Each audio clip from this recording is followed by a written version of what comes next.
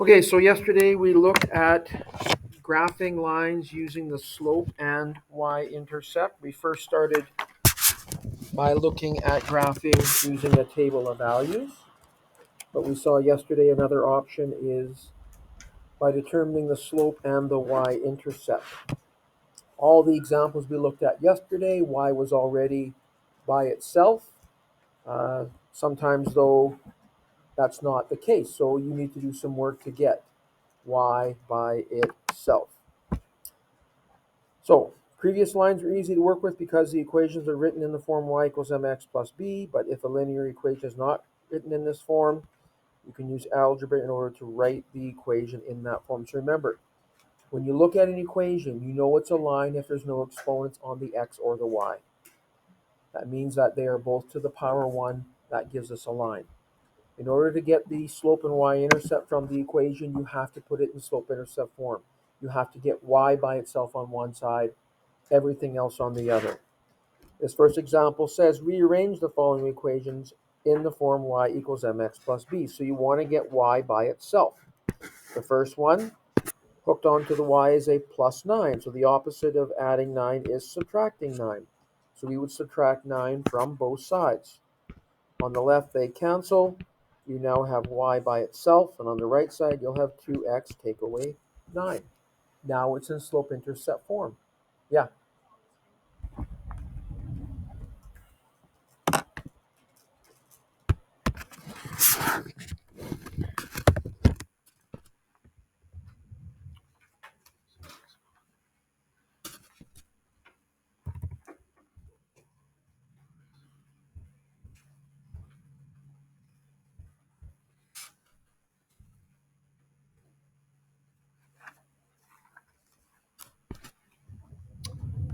Okay, so now it's in slope-intercept form. We know by looking at that line now, that equation, that the slope is 2, which remember is rise over run, so it's 2 over 1, and the y-intercept would be negative 9. You're done? Okay, question, or the next one, on the right. That's a line. We know it because there's no exponents. But it's not in slope-intercept form because you don't have y by itself. So we need to do that. This will take a couple more steps to get y by itself. Before I can get y by itself, I have to get the 3y term by itself. So I can subtract the x from both sides, as well as add 6 to both sides. Right? The x on the left is a positive x. The opposite of positive x is minus x. Also, the 6 is a minus 6. It's 3y minus 6. There's a minus sign in front of the 6. The opposite of subtracting 6 is adding 6. So by doing that, we'll have the 3y term by itself on the left, and on the right side you'll have negative x plus 6. But now we have one more step to do, which is divide both sides by 3. Everything gets divided by 3. Everything. The term on the left and both terms on the right. And so when you do that, on the left, the 3's cancel. You have y by itself. And on the right, you have negative x over 3. That negative x is like negative 1x. So really, it's negative 1 over 3x. Plus 6 divided by 3 is 2. So there's the equation in slope-intercept form.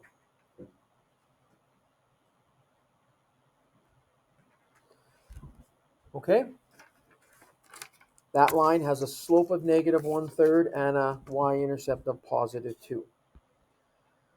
So looking at that next line, or that next equation, again, we know it's a line because there are no exponents. But it's not in slope-intercept form because we don't have y by itself. Are you with us, Charlie? So probably what I would do here, I think the easiest thing to do would be to add the 4y to both sides. We want to know what positive y equals, not negative y. In its original form, the y term is negative. So this is one reason why I might add 4y to both sides to make the y term positive, but also this way I only have to move one term over to the other side. Not like the last one where we moved 2 terms over. It doesn't mean you can't do it that way. I just think it's a little simpler if we only have to move one term over. So on the left side, the 4y's cancel. We have 24 plus 8x on the left equaling positive 4y on the right. And now we would divide both sides by 4 to get y by itself. All the terms get divided by 4. So on the left, 24 divided by 4 is 6, plus 8x divided by 4. Well, 8 divided by 4 is 2x equals y. And that's the same thing as y equals 2x plus 6. 2x is positive, the 6 is positive, so we can just rearrange those two terms and write it like that.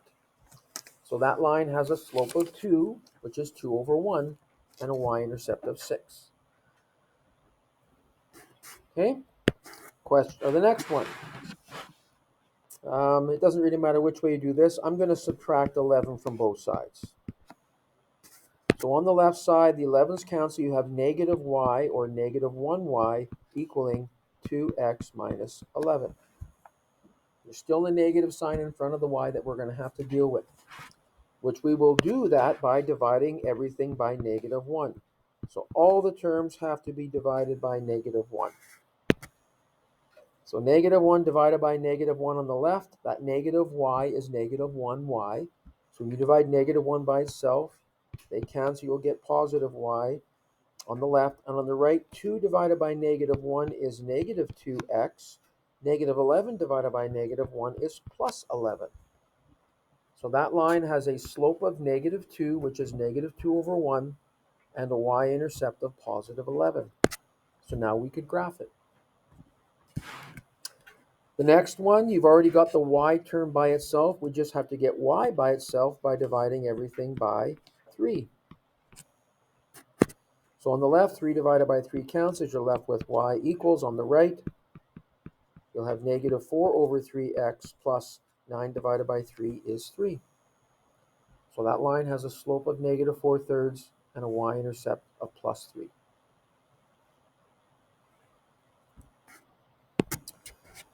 The next one, I would get the y term by itself, the 2y by itself, by subtracting the 5x from both sides. On the left, the 5x's cancel, you're left with 2y. Now on the right, I would probably write the minus 5x first, and then the positive 8. That 8 is a plus 8 because there's no sign in front. And I would do this because slope-intercept form is y equals mx plus b. Normally we have the x term first, the constant term second. But we still don't have y by itself. We'd have to divide everything by 2 to get there. And then on the left, 2 divided by 2 is 1y, or y. On the right, you'll get negative 5 over 2x plus 8 divided by 2 is 4. And now we have y by itself.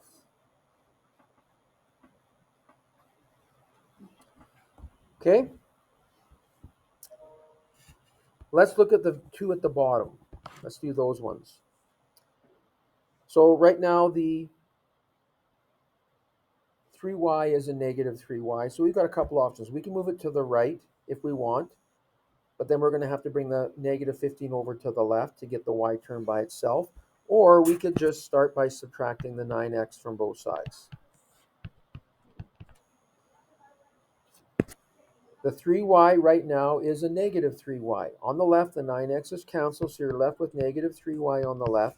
And on the right side, the 9x is negative and the 15 is negative. Again, I would write it in that order because slope-intercept form is y equals mx plus b. So normally that x term is first. It doesn't have to be, but you just need to remember when you want the slope, you have to look at the number in front of x, no matter what order those terms are written in. So to get y by itself, we have to get rid of the negative 3 in front, which we would do by dividing everything by negative 3. The negative 3's cancel on the left, and you have y equals. On the right, negative 3 divided by negative 9 is positive 3x, and negative 15 divided by negative 3 is positive 5. So there is the equation in slope-intercept form. Try that last one on your own, and then we'll check it.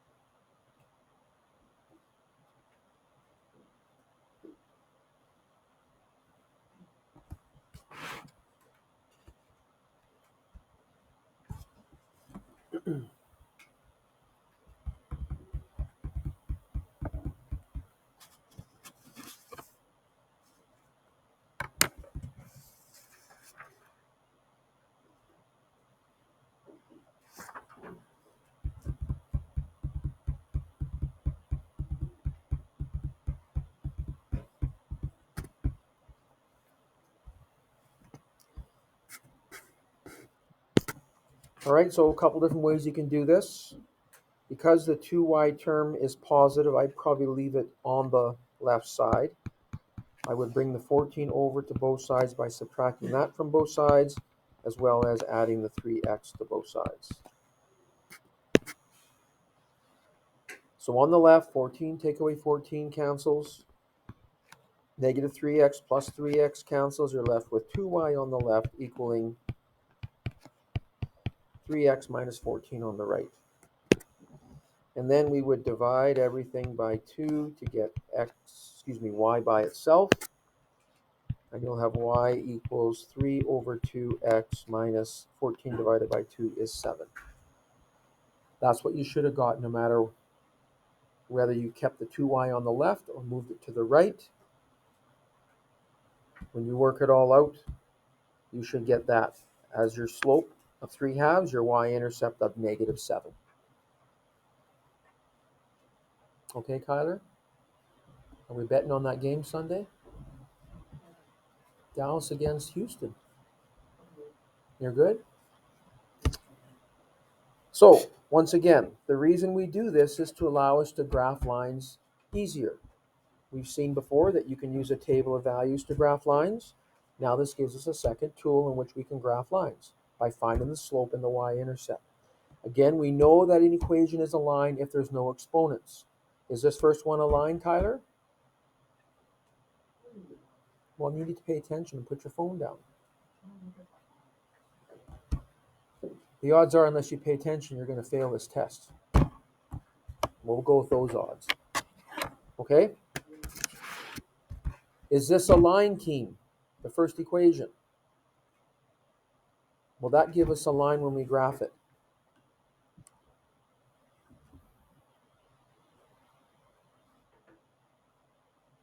Why not? Danny, can you help him? How do you know that? Because there's no exponents. Try and be more like Danny, okay, Keen? There's no exponents, so therefore when you graph it, you'll get a line. And to graph this line, we're going to put it in slope-intercept form. We're going to get y by itself. So what I would do first is I would subtract 3x from both sides. Remember, before you can get y by itself, you need to get the y term by itself. You need to get the 4y by itself. The 3x is a positive 3x. So we'll subtract 3x from both sides. They'll cancel on the left, and you'll have 4y on the left equaling negative 3x on the right. Lucas, do we have y by itself?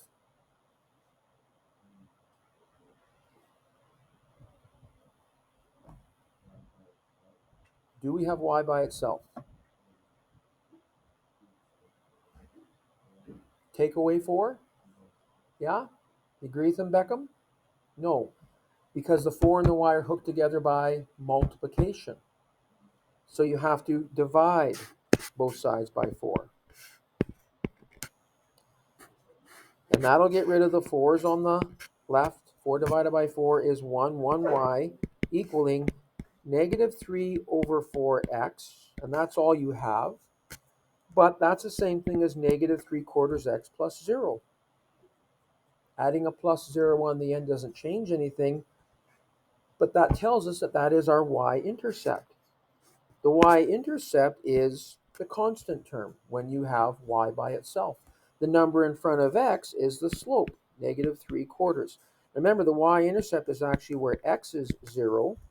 It's a point on the y-axis. To get there, you don't go left or right, which is the reason why x is 0. You just go up or down. In this case, you don't go up and down either. This line passes through the origin, and that's where we start. We always start with the y-intercept, which again, in this case, is also the x-intercept. Now, just as a point of reference, You get the y-intercept by getting y by itself. It doesn't mean you can get the x-intercept by getting x by itself. It doesn't work that way. Okay? You can only get y by itself to get the slope and the y-intercept. There is a way to find the x-intercept, but it doesn't involve getting x by itself. Okay? So we start with the y-intercept and then we apply our slope. So right now we have our slope as negative 3 over positive 4. So you can rise negative 3 and run positive 4. Rising negative 3 means going down 3, and then running positive 4 means going 4 to the right.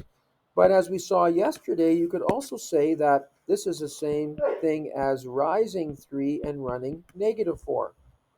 When a fraction is negative, either the top or the bottom is negative. So we could rise positive 3, which means going up 3, and then running negative 4 means going to the left 4. All three of those points line up, which they should. Remember, a line is really defined by something that goes on forever in the same direction. The slope is constant. No matter where you look on the line, it's always going at the same angle. And we always put arrows on the ends of our line to show that. It goes forever in both directions, following that same pattern. And that pattern is the slope of the line. Okay, next one.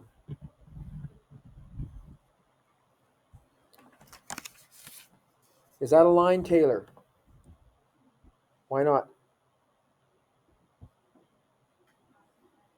That doesn't matter for it to be a line. You want to get y by itself to find the slope and the y-intercept. Yes, Jan? There are no exponents, so what does that mean?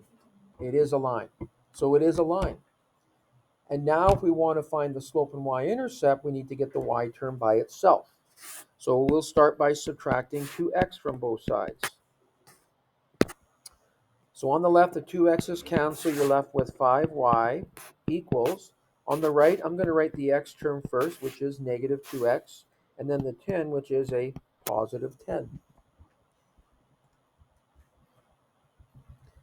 Are we done, Kira? Why not? That's right. And why is that a problem? We want the y alone. So we need to get y by itself. Hannah, how do we do that? Divide everything by 5. You agree with that, Arpit? Absolutely, because the 5 and the y are hooked together by multiplication. The opposite of multiplying by 5 is dividing by 5. So on the left, the 5's cancel. You have y by itself. On the right, you have negative 2 over 5x plus 10 divided by 5 is positive 2. So our slope is negative 2 over 5, or we could say it's also 2 over negative 5. When a fraction is negative, either the top or the bottom is negative.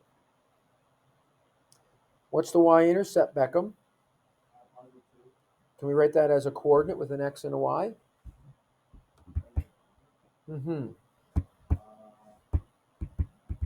Yes, you can. Ava, can you help him? What are the coordinates of the y-intercept? You got it now, Beckham?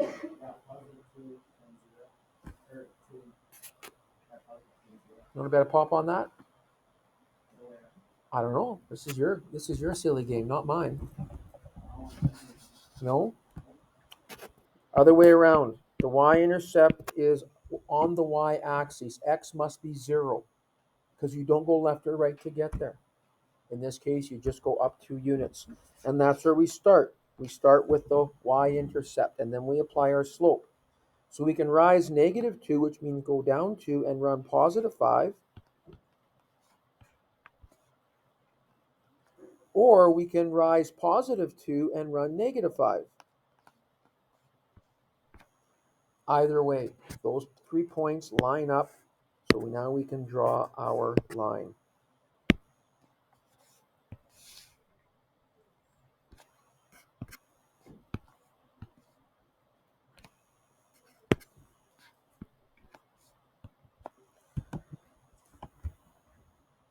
So notice that both of these lines have a negative slope, which is the reason why that both lines, as you go left to right, are falling. They're going downwards. All right, next equation.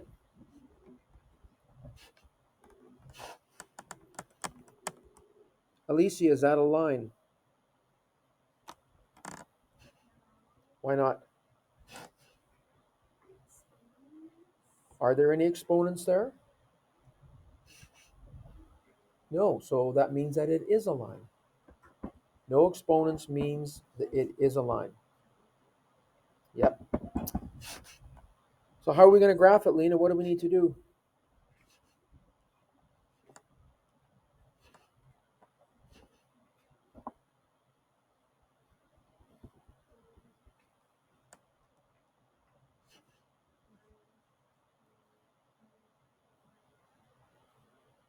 So we're going to put it in slope-intercept form. We're going to get the y term by itself. Sure, that might be our first step.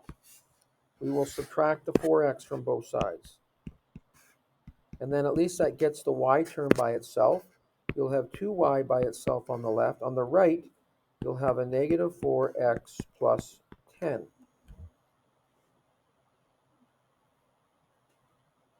Are we done, Charlie?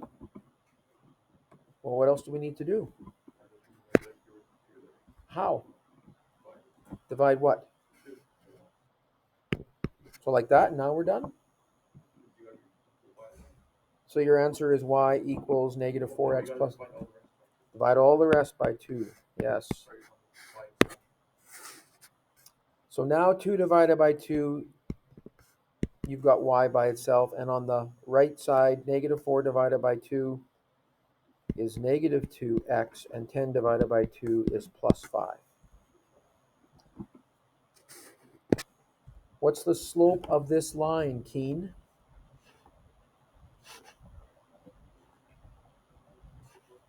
Yes, negative 2 over 1. See, just like Danny would have said. Or you can also say it's 2 over negative 1. Remember, when a fraction is negative, either the top or the bottom is negative. What's our y-intercept, Kyler?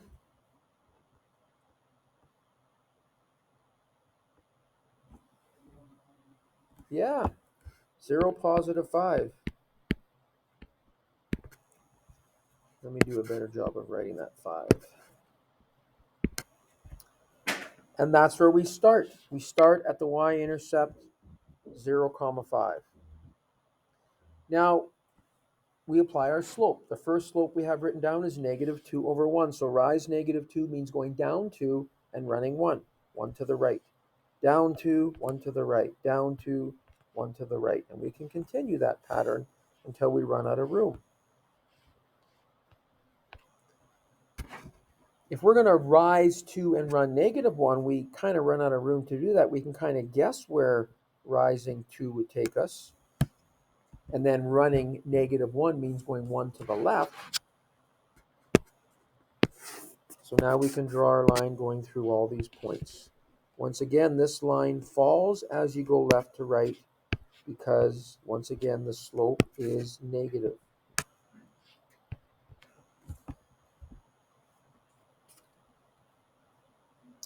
Okay?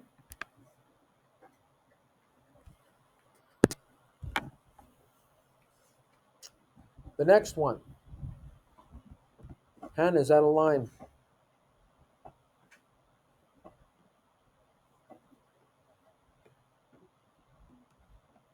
You don't know? Can you help her, Callum?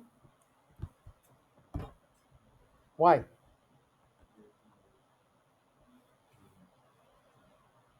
No what? There's no exponents, so it's a line. And how are we going to graph this line, Liam?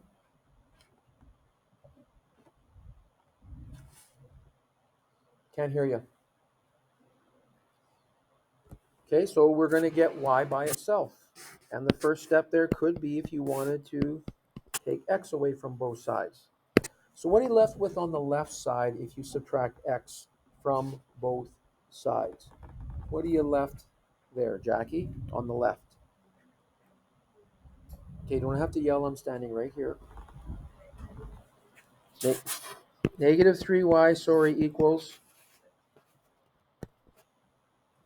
just 6, like that. Well, you subtracted x from both sides, so you're subtracting x from the 6 as well. So it has to be 6 minus x. Now, we have been putting the x term first, so it would be negative x plus 6, but you don't have to. As long as when you pick out the slope, you make sure you take the number in front of x. Are we done, Charlie? What do we need to do? Don't give me any of these gang signs, okay? You're not going to intimidate me with your gang signs. How do we get y by itself? What are we doing with the negative 3? Divide it. Stop with the gang signs. Oh, looks like a gang sign to me. You don't have to start praying about it either, okay? It's all good. So when you divide negative 3 on both sides, now we have y by itself. So on the left, on the right, 6 divided by negative 3 is negative 2. And then you have negative 1x, right? There's no number in front of the x, which means it is a negative 1x. So you have negative 1 divided by negative 3, which is positive 1/3 x. So again, we're used to writing the x term first, but you don't necessarily have to, as long as you make sure when you get your slope that you pick out the number in front of x. So what is the slope, Brooklyn?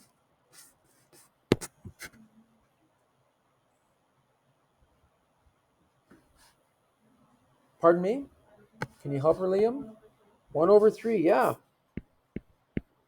You could also say it's negative 1 over negative 3, because a negative divided by a negative is still a positive. And what's the y-intercept, Kira? And what are the coordinates of the y-intercept? 0, comma, negative 2. And that's where we start. We start with our y-intercept of negative 2. And now we can apply our slope. Rise 1, run 3. Rise 1, run 3. We can also rise negative 1 and run negative 3. Rise negative 1 and run negative 3.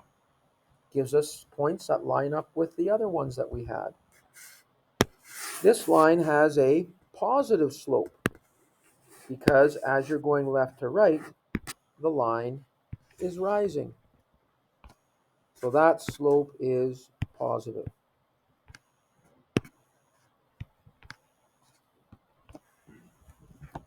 Whereas the first three all had negative slopes. We were falling as you went left to right.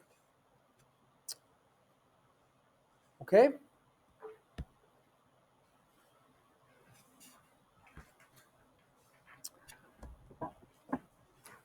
So let's do these next two, and then we'll probably stop after that.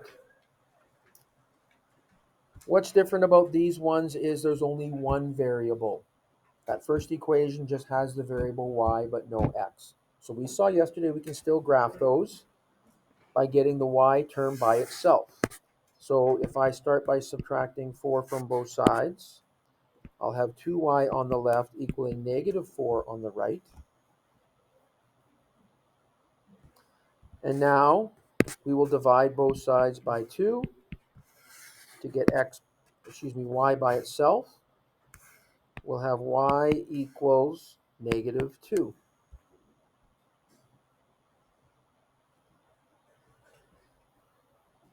Now, when we graphed these yesterday, we said, so we'll come back to talking about what the slope and the y-intercept is. But let's graph it first. This equation tells us that y equals negative 2. This means that x can change, but y will never change. Y will always be negative 2. When x equals 0, negative 2. I put it at positive 2. Okay, that's when x is 0. It doesn't matter. Y always equals negative 2. When x is negative 3, doesn't matter. Y still equals negative 2. When x is positive 1, doesn't matter. The y value is still negative 2. When x is positive 6, y is negative 2. So this line will go through those points. It is a horizontal line. That's the line y equals -2. This line has a slope of 0 because it's flat, and a y-intercept of -2 because all the y values are -2. So the y-intercept is at 0, -2. We could write this equation in slope-intercept form because it does have the variable y in it. We could say that's y equals 0x minus 2. That shows that it has a slope of 0 and a y-intercept of -2. But you don't even need to do that. The equation tells us that no matter what, y always equals -2, which means x can change to whatever number you want, but the y value will always be -2. All right, so this next one has only the x variable in it, not a y.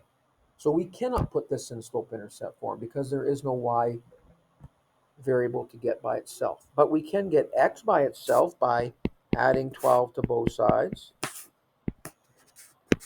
So on the left, -12 plus 12 cancels. You'll have 3x equals, and 0 plus 12 on the right is 12. Then to get x by itself, we would divide both sides by 3. So that gives us x by itself on the left equaling 4 on the right. 12 divided by 3 is 4. So again, we cannot put this in slope-intercept form because there is no y variable to get by itself. But we can still graph it. The equation is that x always equals 4, which means y can change, but x will always be 4. When y is 0, x is 4. When y is 2, doesn't matter, x is still 4. When y is -3, doesn't matter, x is still 4. This is a vertical line. It's parallel to the y-axis. This slope we saw before is undefined. It doesn't exist. Okay, so we can say the slope is undefined. And instead of writing that word out, we can actually use the infinity symbol, which is an 8 on its side. That stands for infinity. It's a mathematical symbol that really means undefined. And there is no y-intercept because this graph never crosses the y-axis. The y-intercept is where the graph crosses the y-axis. This line never will cross the y-axis. So there is no y-intercept. Okay? All right, we'll stop there. I'll hand out the assignment. This assignment is due for marks. Okay? Remember that we're going to finish this chapter off tomorrow. I'll hand you your review assignment in case you want to get working on it on the weekend. But Monday we'll go through some review notes together to help you get ready for your test, which will be on Tuesday. And then we'll start trigonometry on Wednesday, and hopefully we can get trigonometry finished before Christmas break. That'll be the plan. And then we'll just have one chapter left after Christmas, and then some time for review for your final exam. Okay?